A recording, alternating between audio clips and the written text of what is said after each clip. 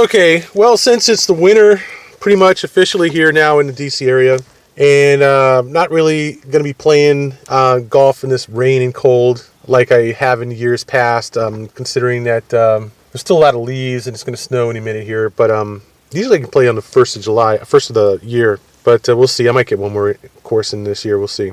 I have decided that it's time to start talking about some top 10 or top 20 lists or something like that.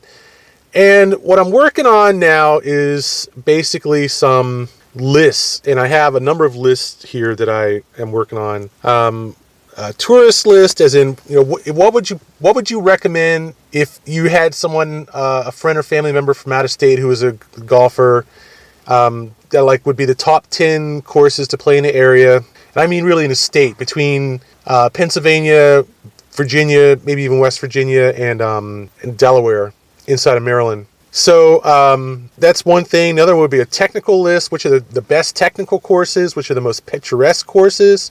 The kind of courses where you play them really kind of to get out and get some open air and see the views and lakes and birds and stuff like that, which are always nice courses to play. What are the best value courses, as in what is the best bang for your buck in terms of, it's a $20 course or it's a $40 or $50 course, but it's an awesome course. You just had an awesome time on it. It was one of the best rounds of the year you ever played. What are plain budget courses? And I mean courses that are very low in price. $10, $20 courses. There are quite a number of courses like that. And I certainly count, Golf Now deals and things like that.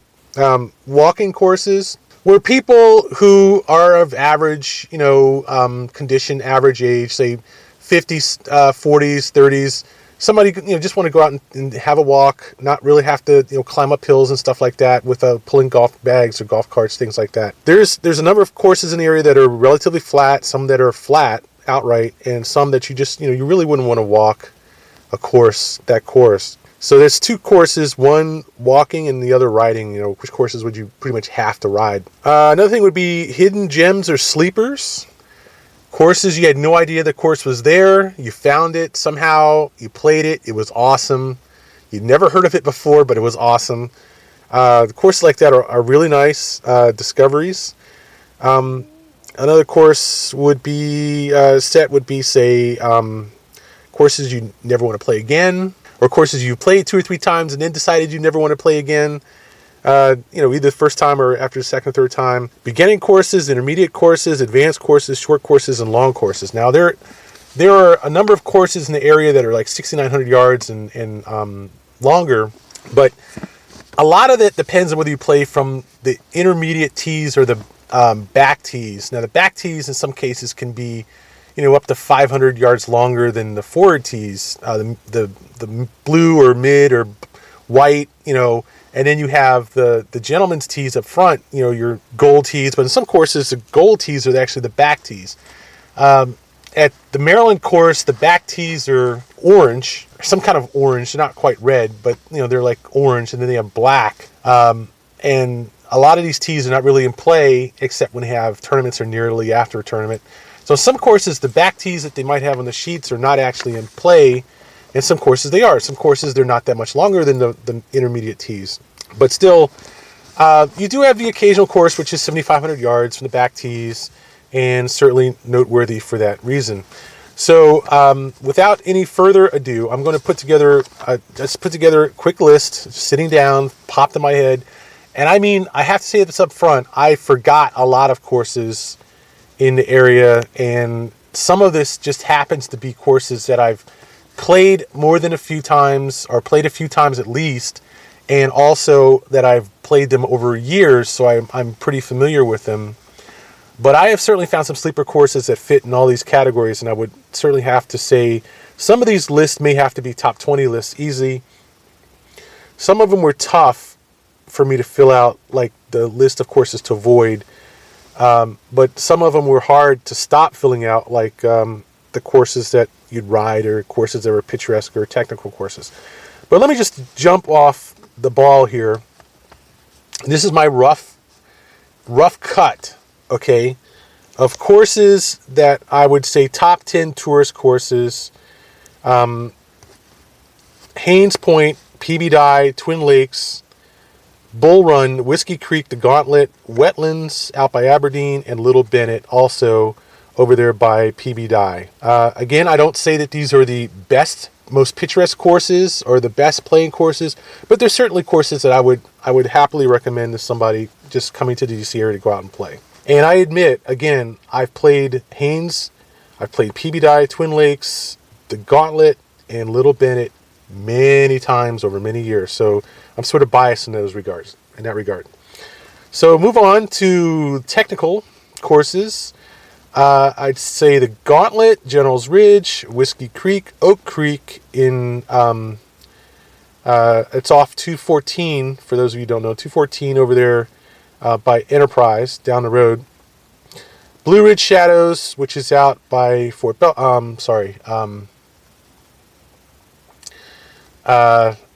out west. It's out 66, almost to 81. I forget the name of it exactly. Massanutten, which is certainly 4 or 5 hours out west, down 81. Windcote, which is a 2-hour drive roughly up Route 1 to the PA border. Cannon Ridge, which is not that far down from Fredericksburg, just south of Fredericksburg. Potomac Ridge, which is just north of Cannon Ridge, actually. And what do I got here? Stonewall Creek, certainly. And I can think of a bunch of other courses likewise that would go in that. But I think it's hard to say the ones that are truly technical and the ones that are just hard and the ones that are just a challenge. So there's a fat load in there too. Picturesque courses. The Gauntlet in around October is absolutely beautiful. Lake Presidential, very nice course for a lake course, although it does have from other houses. Swan Point is certainly a good picturesque course, lots of water. Potomac Ridge, again, very picturesque. Lee Hill, I put that in there just kind of because it is kind of a given sort of neighborhood lake course. Kiskiak is something you kind of have to play it to really understand it. And Golden Tee, which is a really nice picturesque course, lake course, that's down towards Newport News out Route 3. Sleepers. We're going to have to rush to get through this in 10 minutes. Sleepers, Fort Belvoir has 2 very nice courses there. Andrews also has 3 nice, decent courses. The South course is very nice. Although they are a little tough to get on. You have to, jump through a couple of hoops to get on them. Rocky Point has some surprisingly picturesque and sleepy and nice holes on it. It's out by Dundalk. Wetlands, Cameron Hills, Golden Tee, Kiskiak, Potomac Ridge, Cannon Ridge, Black Rock, East Potomac Park, in a way, Shenandoah Valley, which is down 29, Montclair, down 95 in Occoquan, and West Park, which is up north by Frederick. And I have certainly some other courses in here which I would say are sleepers, but can't talk about at the moment. Value or budget, Rocky Point, Blue Heron, Redgate, Marlton, Fairway Woods, Walden, Westwoods, Black Rock, Wetlands, and White Plains. Walking courses, Fairway Woods, West Park down there by Twin Lakes itself, Glendale, Haynes Point, Enterprise, Piney Ridge, and Bristol Manor. Courses I would kind of avoid would be Richlands, Penderbrook, certainly Enterprise, Redgate, Goose Creek, Blue Mash, Brambleton, and Bristol Manor. I hate Penderbrook. Let's put it that way. Riding courses, General Ridge, Cannon Ridge, Whiskey Creek, Raspberry Falls, Augustine, Little Bennett, Virginia Oaks, Black Rock, and Windcote. And also I would add a few others in there. Now, if you look at my list of courses that I played in the area, which is about 75 courses, there are certainly some courses I've forgotten, and which are certainly noteworthy mentions. I would certainly have to go through that list a little bit more thoroughly, probably add some of these, make some of these more top 15s, top 20s. I really found it to be pretty hard to find courses that I would outright avoid, but I think I've forgotten a couple of them. I can say that there are very few courses in the area, relatively speaking, that I would outright not recommend anyone play. However, there are certainly a few that I would just be like outright. And I'm going to go with the avoid for a little bit more detail to explain my list here. Richlands. Richlands is a decent course. It just has too much road noise. And I think it just gets literally obliterated by road noise in parts. Pinnerbrook is just too tight, too many houses. The course is just really not worth playing. There's only a couple of holes in the course that are worth playing, honestly. And it has a lot of road noise, a lot of plane noise too. Surprising amount of plane noise on it as well. Buses, especially around rush hour. And Goose Creek has the same problem on a lot of the holes. It's a convoluted course. It really, I think the first hole is just ridiculous. The green is nonsense. And it just isn't really all that much of a course, considering the burden. Not to mention it's not cheap. Pinnerbrook especially is an expensive course. It is very expensive course for what you get. It's nonsense. It's the wrong end of the spectrum. An expensive course that isn't a great course to play. Redgate is a cheap course, but also burdened by a lot of road noise, and it really is just kind of like okay. It isn't kind of the course that I would recommend to anyone except someone who's looking for a cheap course that's right in the heart of Rockville. Blue Mash, very noisy course, a lot of road noise coming off of, I guess it's 218 or 208, Laytonsville Road. A lot of planes. Same thing with Clustered Spires. A lot of planes. A few other courses that I played. A lot of planes flying overhead. Really gets to be annoying. Bristol Manor, same thing. A lot of planes. Not, generally for me, road noise, plane noise, and a lot of houses. Just houses all in your face. Houses everywhere.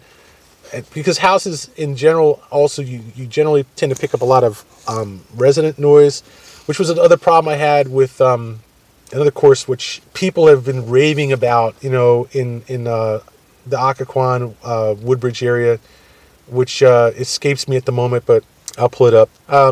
I just don't like noisy courses. I really don't like courses with a lot of road noise. And I definitely don't like courses where you're playing like right in somebody's backyard or, you're right down through someone's backyard. And they're just holes in Pinnerbrook where you're surrounded by houses that are pressing right on the course. Like number 17 is just ridiculous. But I guess in here I want to add a few that I have not mentioned. South Riding, for instance, which is a decent course. I wouldn't call it outstanding in any real way, but it's certainly a decent course.